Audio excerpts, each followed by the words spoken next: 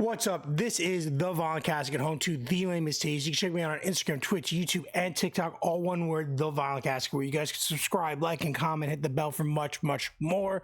We're back trying to do some consistent content on this channel.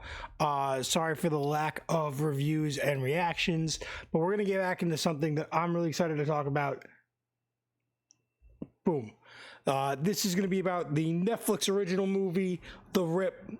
This came out in January 16th. Where is it? January 16th, 2026 this year. This stars Matt Damon and Ben Affleck, as well as a bunch of others. Very good acting cast in this movie. I love this movie. I truly enjoyed everything about this movie. I thought the trailer set it up to be entertaining, and then the actual premise and execution of this plot blew past everything that I expected and gave you a fantastic movie where you never know what's happening. Like, you never know what's going to happen next. You're like, oh, it's got to be this guy's fault. Oh, this guy's in on it. And then 2 seconds later, you're like, no, this guy is. Wait, no, this guy is. The amount of swerving and change ups that they provided in this movie, while being super consistent, and like, as they developed each character and as they progressed the storyline and added, it just, you never knew which direction they were going to go in, and you were trying to guess because you're building the clues, right? They're like feeding you information, and you're taking that information and you're building this idea of like, oh, I know what's going on, but you never know what's going on until the end.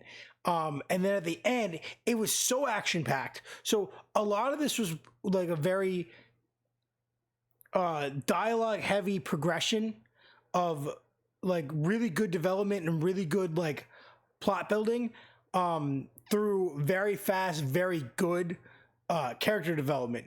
You set up with a good beginning, and you get this like normal day build up, and then things just keep going more and more worse in this thing, and you keep kind of understanding that you know what's going on, and they're trying to figure out what's going on, but at the same time there's like three different people that have three different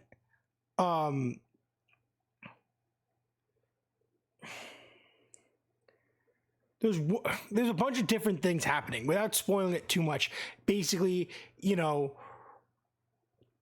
one guy is trying to manipulate the situation in a way, another guy's trying to manipulate it to get away with something, and another guy's trying to figure out who's manipulating him, and he thinks he gets it, and then he figures out the truth and has to convince the other guy that he doesn't, that he thinks something else.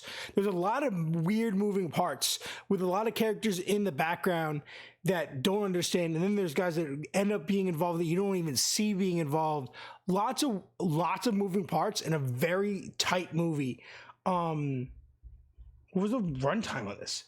Hour and 53, so it's right past the sweet spot, which if you haven't watched my channel before, I have a sweet spot in movie length, which kind of is around like an hour and a half to an hour 45 is normally my sweet spot. I feel like, obviously, if a movie's shorter than an hour and a half, what did you really do? And if it's over 2 hours, I feel like, unless it's like a massive monumental like masterpiece, I don't think any movie needs to be 2 hours. With the exception of like Lord of the Rings, where that movie is built up for a reason. I think The Hobbit tried to run with that idea, and they didn't execute it correctly, because you took one book and you split it into 3 movies, where Lord of the Rings is 3 books spread into big movies. You did not need to, and like, you have a lot of dead space. When you do a 2 hour plus movie, I feel like you leave room for dead space. You leave room for error. You risk losing your point. There's a lot of risk involved. Where under 2 hours, I feel like anyone could tell a good story in under 2 hours. And I think if you hit hour 45, I think that's like a sweet spot. This movie just passes it, and like, you could probably say credits intro, stuff like that, cut it down, it's probably in that 45. So that's where I give and take. It's pretty much in the sweet spot. It's pretty solid. Netflix original, started off the year hot. Two huge big names. Love when they work together. Really, I couldn't recommend this movie enough. Rated R. Where is my rating for this? All right, so this is crazy. So I rate out of 5 on movies. This is a 4.9.